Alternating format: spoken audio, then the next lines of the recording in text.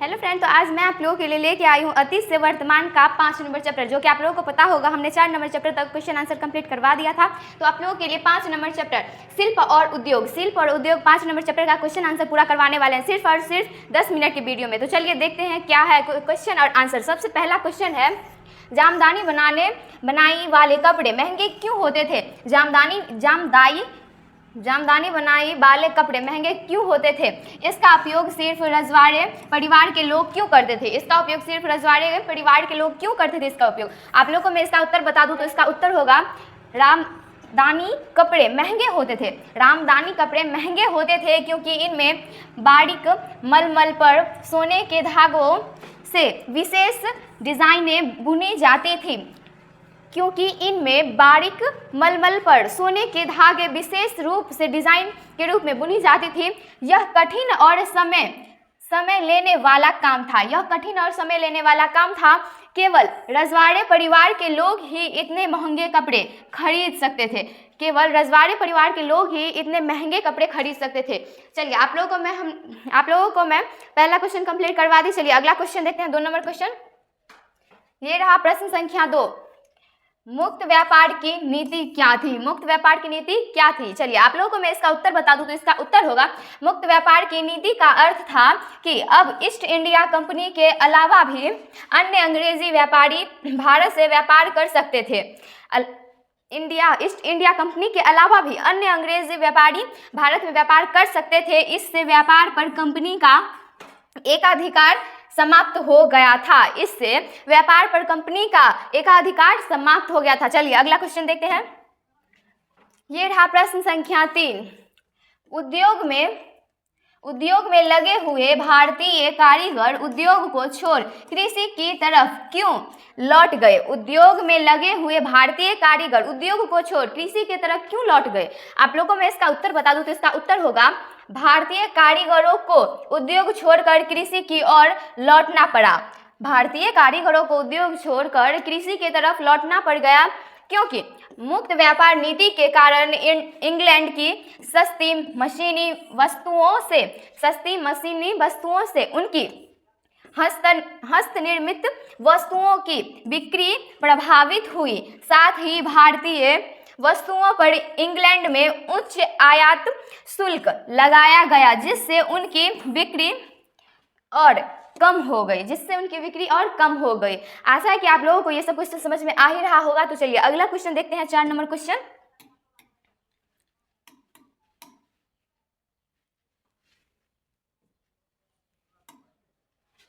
प्रश्न संख्या 4। निम्न उद्योगीकरण से आप क्या समझते हैं? इसका उत्तर है, निम्न उद्योगीकरण का अर्थ है जब देश के लोग शिल्प और उद्योग छोड़कर खेती को अपनी आजीविका का आधार बना लेते हैं। निम्न उद्योगीकरण का अर्थ है जब देश के लोग शिल्प और उद्योग छोड़कर खेती को अपना आजीविका का आधार बना लेते हैं, उसे ही निम्न उद्योगीकरण कहा जाता है। चलिए 5 नंबर क्वेश्चन। ये रहा क्वेश्चन प्रश्न संख्या 5। अंग्रेजी सरकार ने इंग्लैंड का कपड़ा उद्योग को बढ़ावा देने के लिए क्या किया? अंग्रेजी सरकार ने इंग्लैंड के कपड़ों को उद्योग में बढ़ावा देने के लिए क्या किया था? भारतीय उद्योगपतियों को यह सुविधा क्यों नहीं मिली? भारत में स्टील के उत्पादन से भारतीयों को क्या लाभ मिला? भारतीय लोगों को क्या लाभ मिला था? तो चलिए आप लोगों को मैं इसका उत्तर बता दूं तो इसका उत्तर होगा, अंग्रेजी सरकार ने इंग्लैंड के कपड़ों को उद्योग को बढ़ावा देने के लिए मुक्त व्यापार नीति अपनाई। इसके तहत भारत में इंग्लैंड की वस्तुओं पर कोई शुल्क नहीं लगाया गया। भारत उद्योगपतियों को यह सुविधा इसलिए नहीं मिली ताकि भारत का औद्योगिक विकास धीमा रहे। भारत में स्टील उत्पादन भारतीय उद्योगपतियों को लाभ मिला और आम लोगों को सस्ती स्टील उपलब्ध हुई। चलिए हमारा 5 नंबर क्वेश्चन कंप्लीट हो चुका है। अगला क्वेश्चन देखते हैं। ये रहा प्रश्न संख्या 6। मशीन उद्योग के शुरू होने से पूर्व भारत में किस तरह का उद्योग था? मशीन उद्योग के शुरू होने से पूर्व भारत में किस तरह का उद्योग था? मशीनी उद्योग की आवश्यकता भारतीयों को क्यों पड़ी? मशीनी उद्योग की आवश्यकता भारतीयों को क्यों पड़ी थी? तो चलिए इसका उत्तर मैं आप लोगों को बता दूं, तो इसका उत्तर होगा मशीनी उद्योग से पहले भारत में कुटीर उद्योग और हस्तशिल्प उद्योग प्रमुख थे। मशीन उद्योग यानी मशीन के होने से पहले भारत में कुटीर उद्योग और हस्तशिल्प उद्योग थे।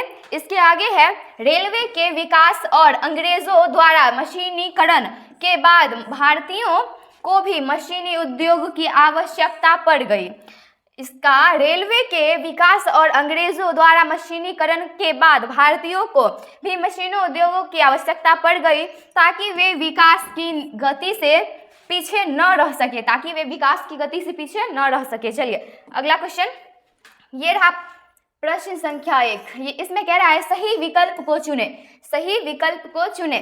सबसे पहला 18वीं शताब्दी में भारत का प्रमुख उद्योग निम्नलिखित में से कौन था? 18वीं शताब्दी में भारत का प्रमुख उद्योग निम्नलिखित में से कौन था? सबसे पहले है वस्त्र उद्योग, सेकंड में है कोयला उद्योग, और तीसरा है लौह उद्योग, और चौथा है जूट उद्योग। चलिए आप लोगों को मैं इसका उत्तर बता दूं, 18वीं शताब्दी में भारत का प्रमुख उद्योग निम्नलिखित में से कौन था? चलिए आप लोग इसका कमेंट में आंसर बताएंगे। अगला क्वेश्चन देखते हैं। फिर भी छोड़िए, मैं आप लोगों को इसका आंसर बता देती हूँ। इसका आंसर होगा ऑप्शन नंबर ए, वस्त्र उद्योग। 18वीं शताब्दी में भारत का प्रमुख उद्योग वस्त्र उद्योग हुआ किया करते थे। चलिए अगला देखते हैं सेकंड में। दूसरा क्वेश्चन है federation of Indian chambers of commerce and industry की स्थापना कब हुई? Federation of Indian chambers of commerce and industry India की स्थापना कब हुई थी? तो चलिए सबसे पहला है सन 1920 में, सेकंड में है सन 1927 में, और तीसरा है सन 1938 में, और चौथा है सन 1948 में। चलिए आप लोगों को मैं इसका आंसर बता दूं, इसका आंसर होगा ऑप्शन नंबर बी, सन 1927 में। चलिए अगला क्वेश्चन देखते हैं। 2 नंबर क्वेश्चन कंप्लीट हो चुका है। 3 नंबर है प्रश्न संख्या 3, जूट उद्योग का प्रमुख केंद्र कहाँ था? जूट उद्योग का प्रमुख केंद्र कहाँ था? सबसे पहला है ऑप्शन ए गुजरात में, बी आंध्र प्रदेश में, सी बंगाल में, और डी महाराष्ट्र में। चलिए आप लोगों को मैं इसका आंसर बता दूं, तो इसका आंसर ऑप्शन नंबर सी होगा, बंगाल में। जूट उद्योग का प्रमुख उद्योग केंद्र बंगाल में था। चलिए अगला क्वेश्चन देखते हैं। ये रहा प्रश्न संख्या 4। सन 1818 में अंग्रेजी सरकार ने किस उद्देश्य से मजदूरों के लिए नियम बताए? सन 1818 में अंग्रेजी सरकार ने किस उद्देश्य से मजदूरों के लिए नियम बताए थे? सबसे पहला है मजदूरों की स्थिति में सुधार के लिए, और दूसरा है अधिक उत्पादन प्राप्त करने के लिए, और तीसरा है प्रशासनिक सुविधा के लिए, और चौथा है अपने आर्थिक लाभ के लिए। क्या होगा इसका आंसर? आप लोगों को मैं बता दूं, तो इसका आंसर ऑप्शन नंबर डी होगा, अपने आर्थिक लाभ के लिए। सन 1818 में अंग्रेजी सरकार ने अपने आर्थिक लाभ के लिए मजदूरों के लिए नियम बताए थे। चलिए अगला क्वेश्चन देखते हैं।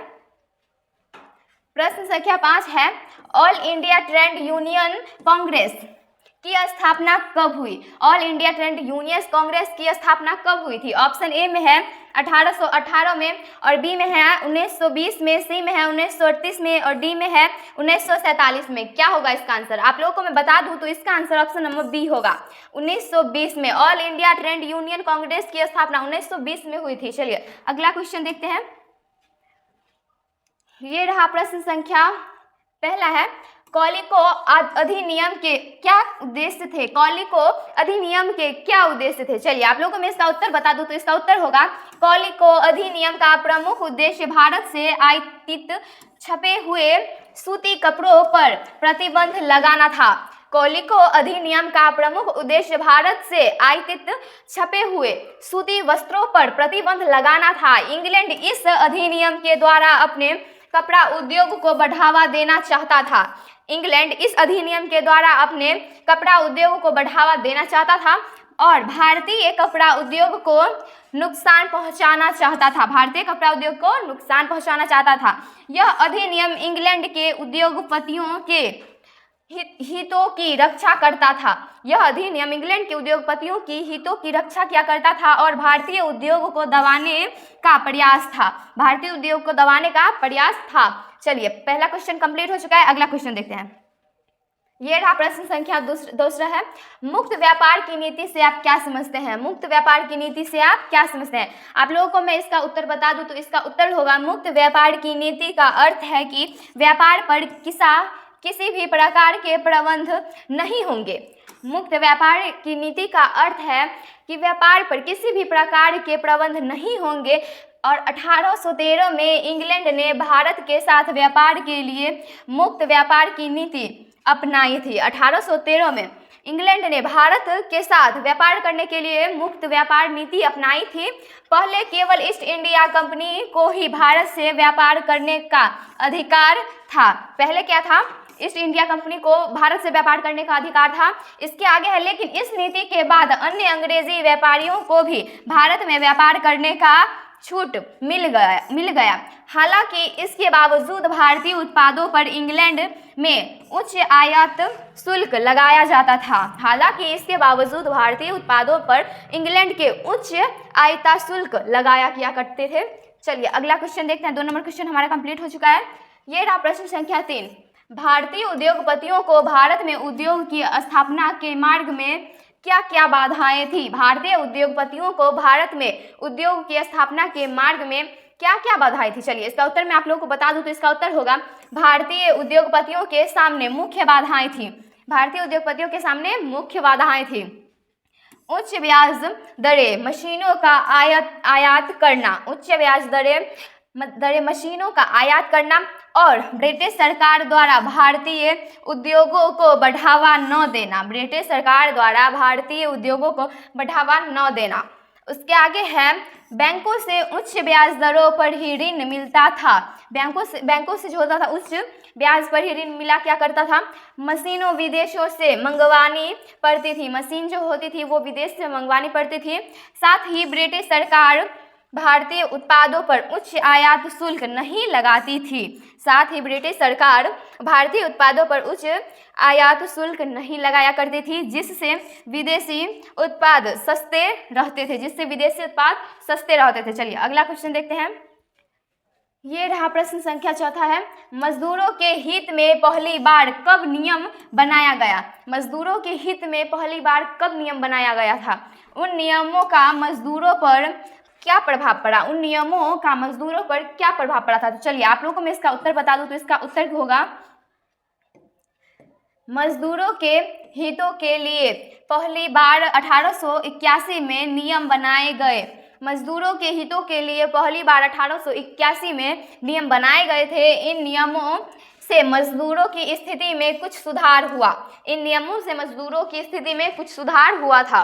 इससे पहले मजदूरों से 15 से 18 घंटे तक काम लिया जाता था। इससे पहले मजदूरों से 15 से 18 घंटे तक काम लिया जाता था और इन्हें न्यूनतम सुविधाएं भी मिलती थी। जब मजदूरों ने हड़ताल की तो उद्योगपतियों ने उनकी मांगें नहीं मानी।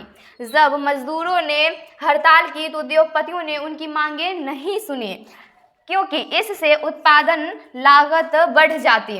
अंग्रेजों ने अपने उद्योगों के हितों की वजह से मजदूरों के पक्ष में नियम बनाए थे। तो चलिए, अगला क्वेश्चन देखते हैं। ये रहा प्रश्न संख्या 5। स्वतंत्रता प्राप्ति के बाद भारत सरकार ने मजदूरों की स्थिति में सुधार के लिए कौन कौन से कदम उठाए? स्वतंत्रता प्राप्ति के बाद भारत सरकार ने मजदूरों की स्थिति के लिए स्थिति में सुधार के लिए कौन कौन से कदम उठाए थे? तो चलिए, इसका उत्तर होगा, स्वतंत्रता के बाद भारत सरकार ने मजदूरों की स्थिति सुधारने के लिए कई कदम उठाए।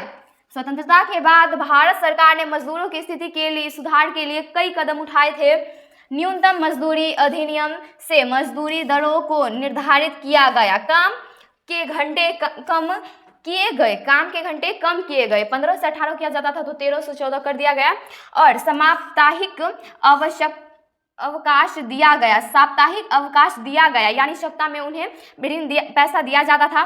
कार्य दुर्घटना के मामले में मुआवजे का प्रावधान किया गया। कार्य दुर्घटना के मामले में मुआवजे का प्रावधान किया गया। इन उपायों से मजदूरों की स्थिति में महत्वपूर्ण सुधार हुआ। इन उपायों से मजदूरों की स्थिति में महत्वपूर्ण सुधार हुआ था। तो चलिए, हमारा सेशन अब यहीं तक खत्म हुआ। मिलते हैं अगले वीडियो में। अगर आप लोगों ने अभी तक सब्सक्राइब नहीं किया है तो जल्दी से कर लीजिए।